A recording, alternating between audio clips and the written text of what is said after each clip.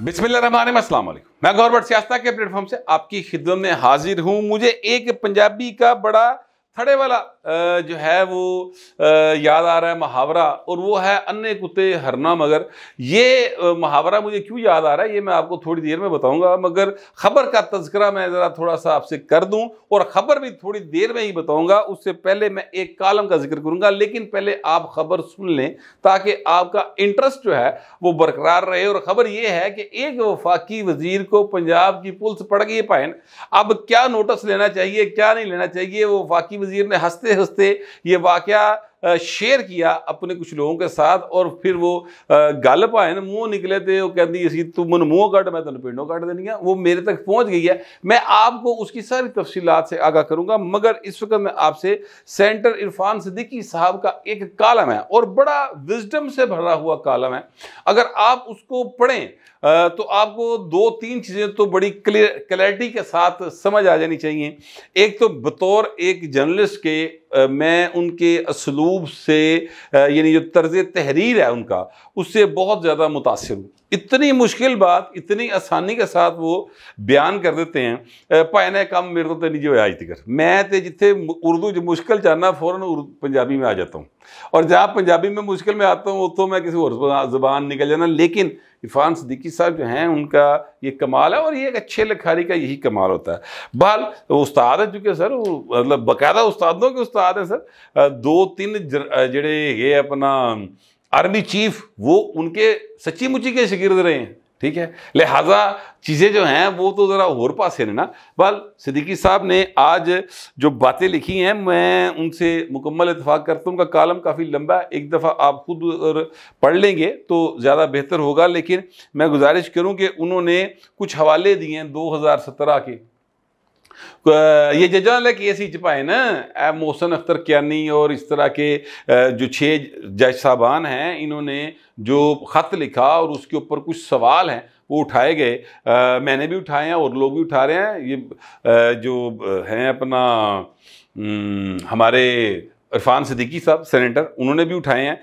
उन्होंने कुछ तरीही हवाले दिए हैं। मसलन उन्होंने कहा कि जनाब ये जो जब सज़ा हो गई मियां नवाज शरीफ को और उनकी साहबजादी को, तो फिर उस वक़्त जो है वो अपीलें मुस्तरद कर दी गई थी 2019 में। मियां नवाज शरीफ की जब बाहर जाने का मामला आया था, और वो बेंच जो है वो जनाब मुअज़्ज़ज़ जस्टिस कियानी साहब की ज़ेरे सदारत बना हुआ था, ठीक है सर। ये हवाला भी उन्होंने दिया है। फिर उन्होंने हवाला दिया है कि 2018 में नवाज शरीफ को सजा हुई थी जज बशीर के केस में दी थी। जज बशीर साहब नहीं जानेंगे, भाई बशीर, उन्हें दी थी, तो उसके खिलाफ अपील थी और मुस्तरद कर दी गई थी। अच्छा, अब यहाँ पर मुझे एक बात याद आ गई। अगरचे वो राणा साहब जो कि चीफ जज थे गिलगित बल्तिस्तान के, वो इस बात से सर बाकायदा मुकर जे गए ने, और उन्होंने कहा है कि जनाब मैं चलो ताड़े दबाव उत्ते कह देना कि भाजी में वो गलती हुई, हमसे भूल हो गई, हमका माफ़ी दे दो। वो क्या कि उन्होंने जान छुड़ा ली थी इस्लामाबाद हाई कोर्ट के उसका चीफ जस्टिस मिस्टर जस्टिस अतर बिन की अदालत के अंदर। लेकिन वो राणा शमीम शायद नाम था उनका जज साहब का, जो चीफ जज रहे हैं, उन्होंने ये एक एफिडेविट दिया था लिख कर, और जंग अखबार में छप गया। अंसार अब्बासी साहब ने उसको रिपोर्ट किया था, और सारे पासे नोटिस हो गए सन, टलियाँ खड़ गई सन कि आओ ना भाई ने केड़ा जज है दसो ना लवो केड़ा जज है, और आप ये साबित करें कि उस वक्त के चीफ जस्टिस ने इस्लामाबाद हाई कोर्ट पे कोई प्रेशर डाला था। वो चीफ जस्टिस कौन था? बाबा डैम वाला। बाबा डैम वाला कौन? Justice Saqib Nisar retired. आपके और मेरे पैसों के ऊपर वो ज़िंदगी के बाकी मानदा दिन गुजारेंगे, क्योंकि उनकी एनी बड़ी जो है ना वो पेंशन जाएगी। अगर जे उन्होंने पाकिस्तान को अदरवाइज बेतहाशा नुकसान पहुँचाया हुआ, उनके फैसलों ने पहुँचाया हुआ है। इमरान खान टाइप लोग मुसलत नहीं हुए, ए हो गए जस्टिस खोसा हो गए, इस तरह के और जज थे 5-7 जने जिन्होंने रल के इस साढ़े पाकिस्तान के अंदर ये फितना जो जन्म लिया इसको परवान चढ़ाया था, ठीक है। तो वो राणा शमीम साहब, अगर मैं नाम गलत नहीं ले रहा, अगर मेरी यादाश्त ठीक काम कर रही है तो शायद उनका नाम राणा शमीम ही था। उन्होंने ये कहा कि मैं उस वक्त चीफ जज था गिलगित बल्तिस्तान का, वहाँ पर ये साहब आए मेरे पास छुट्टियाँ गुजारने के लिए, ये जनाब साकिब निसार साहब, और इन्होंने वहाँ पर आकर मेरे सामने फ़ोन किया उस बेंच के जज को, जिस बेंच ने समाअत करनी थी कि जनाब ये जो मियाँ नवाज शरीफ साहब ने सज़ा के ख़िलाफ़ अपील की थी, और वो उसको ये यकीन दिलाया, उसको ये कहा, ताकीद की कि 25 जुलाई 2018 से पहले यदि अपील लगनी नहीं चाहिए, जमानत नहीं होनी चाहिए, अपील जो है यदि सुनी ना, बस मैं तेनों कहता ही, ठीक है। इस तरह की बात की गई थी। उन्होंने तो खैर जज साहब का नाम भी लिया था, मैं जज साहब का नाम नहीं ले सकता, इसलिए कि इस्लामाबाद हाई कोर्ट का फैसला है कि जो राणा शमीम साहब ने बयान दिया है वो दुरुस्त नहीं है, और राणा शमीम साहब जो हैं वो अपने बयान से वहाँ पर माफ़ी मांग के साइड पर हो गए थे। लेकिन चूँकि ये रिकॉर्ड का हिस्सा है, इसलिए मुझे ये आज जो इरफान सिद्दीकी साहब हैं, इनके इस लंबे चौड़े कालम की वजह से मुझे वो याद आ गया। और एक सवाल जो उन्होंने उठाया हुआ है, और वो ये है कि जनाब क्या ये जज साहबान जो हैं, क्या पाकिस्तान की अदलिया ओवरऑल जितनी भी है एक ख़ास दर के ऊपर सजदा रेज होने के लिए बेकरार नहीं रही, और क्या कभी इन्होंने दबाव कबूल नहीं किया? क्या ये कभी हमेशा आइन और कानून के मुताबिक ही फैसले देते रहे?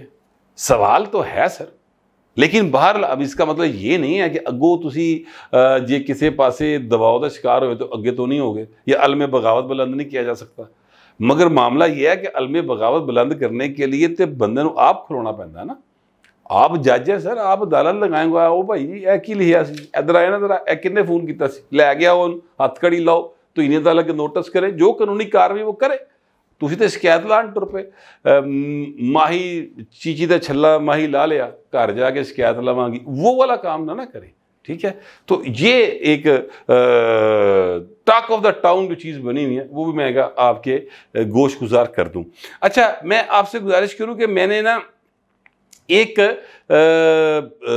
व्लॉग किया था, और वो व्लॉग जो है वो कल का है, और उसमें मैंने ये बताया था कि इस्लामाबाद हाई कोर्ट ने ये हुक्म दिया है कि इमरान अहमद खान न्याजी वल्द इकरामुल्लाह खान न्याजी हाल मुकीम अडयाला जेल, और उनकी बेगम बुशरा बेगम साहबा जो कि हाल मुकीम है बनी गाला, जिसको जेल का दर्जा दिया गया, उन दोनों की मुलाकात का एहतमाम किया जाए।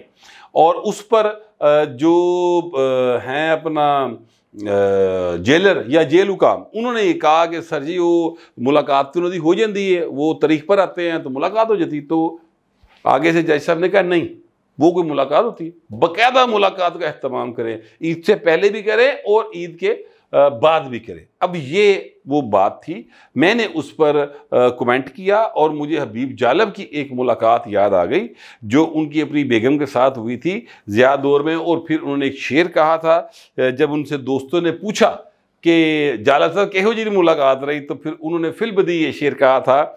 मैं दोबारा वो शेर आपको सुना देता हूँ, बड़ा कमाल का शेर है।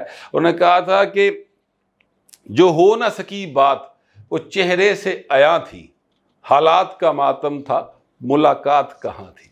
ते गरीब आदमी की मुलाकात भाएं ने घर देना इंज होंदी जाए। चूंकि ब्राह्मण ने लाडले हैं, लिहाजा हाई कोर्ट से हुक्म आया, अब मुलाकात फिर प्रॉपर मुलाकात होगी। अच्छा, ये मैंने एक बात की, उसके साथ एक तरही हवाला दिया और मैं आगे गुजर गया। आज हुआ ये कि मैं पंजाब असम्बली एंटर हुआ, और पंजाब असम्बली से जब मैं वापस जाने लगा तो मुझे वहाँ पे एक सहाफ़ियों का एक ग्रुप मिल गया जो बिल्कुल छोटे भाइयों की तरह है, और वो भाई ने मेरे मगर पै गए। उन्होंने कहा भट्ट साहब और तुसी किहो जी गुफ्तगू शुरू करती। मैं कहा जी मैं की गुफ्तगू, तुहाडा क्लिप बड़ा वायरल होया है। मैं कहा जी कौन सा? तो उन्होंने कहा जी इमरान खान की बुशरा बीबी ना मुलाकात वाला। तो मैं कहा यार मैं तो सिर्फ बताया कि हाई कोर्ट ने हुक्म दिया। अगर नहीं सर तुसी कमाल कर दे। फिर उन्होंने मुझे एक ट्वीट खोल के दिखाया जो कि मौजूदा एक्स और साबिका ट्विटर के ऊपर एक अकाउंट पे चल रहा है, और उसकी तहरीर जो थी वो बिलो दी बेल्ट थी। अच्छा, वो ऐसी बिलो दी बेल्ट तहरीर है, उसमें एक लफ्ज़, एक टर्म ऐसी इस्तेमाल की गई है कि यकीन करो मैं तुहानू ऐसले वो सुना भी नहीं दे सकता, ठीक है। अच्छा, मैं बड़ा फ्रैंक आदमी और बड़ी खुली डुली गल्ला करने वाला बंदा, लेकिन यार मैं कुछ इश्यूज़ के ऊपर ना बड़ा रिजर्व रहता हूँ। और मैं उनकी तफसीलात में नहीं जाया करता, और मेरा काम नहीं उनकी तफसीलात में जाना ना, ठीक है। जो चीज़ आई मैंने रिपोर्ट कर दी, गल मुक गई। लेकिन अब जिसने वो ट्वीट किया ये उसकी बदनीयती है, और जिन्होंने ये उस ट्वीट को पढ़ के मेरे से चढ़ाई करती है, उन्होंने अक्ल दा मातम है जो मैं आपके सामने करने लगा हूं। उस ट्वीट में बिलो दी बेल्ट एक टर्म इस्तेमाल की गई है पंजाबी की, जबकि मैंने जो बात की वो मैंने आपको सारी सुना दी कि मैंने हाई कोर्ट के हुक्म के बारे में बताया, और मैंने ये बताया कि जनाब ये हबीब जालब साहब की मुलाकात हुई थी और उन्होंने क्या कहा था। और मज़े की बात ये है कि जो असहाब जो हैं मुझे ये बात कह रहे हैं कि ताड़े जुमले बड़े काटदार ने और बड़ा इंजॉय कर रहे हैं। अच्छा, वो शिकायत नहीं ला रहे, वो नाराज नहीं हो रहे साफी मुझसे, वो मुझे मेरी बात को जो कि मुझसे मंसूब की गई है और मैंने नहीं की भी, उसको वो इंजॉय कर रहे हो, कहते छा गए हो, कमाल टर्म इस्तेमाल की थी। और मैं उन्होंने क्या यार ब्रेक ते पैर मारो, उन्होंने कट के दिखाओ। फिर उन्होंने मुझे वो ट्वीट निकाल के दिया।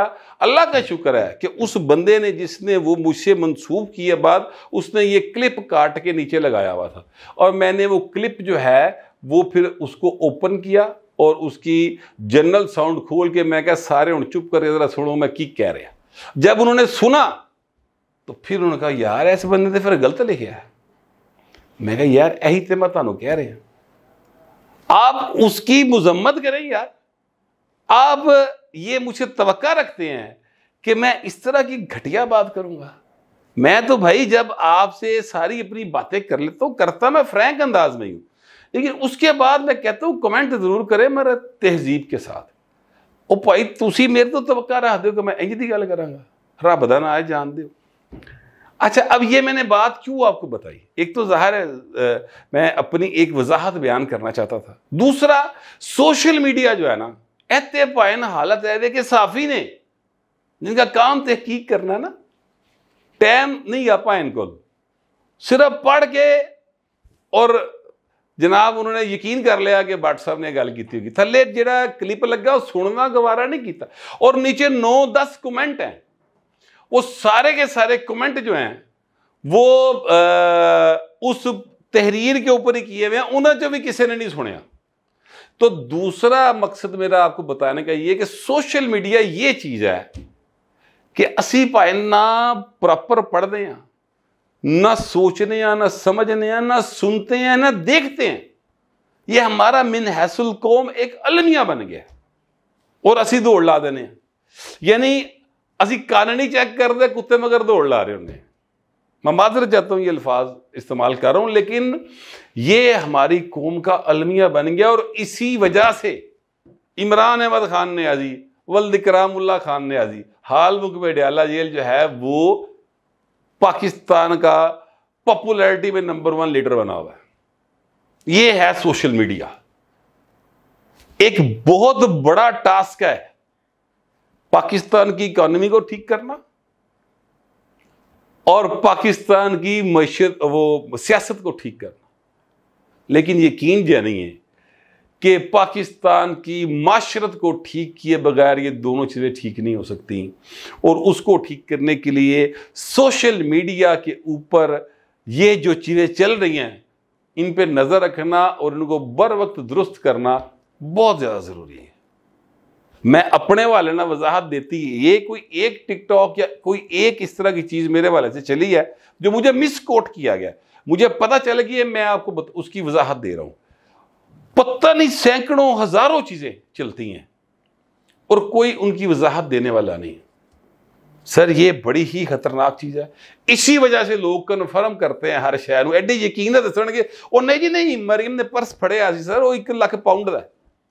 वो बंदा पूछे भाई तो 1 लाख पाउंड का पता है क्यों किन्ने होंदे ने, वो खुदा दा वास्ता जानते हो।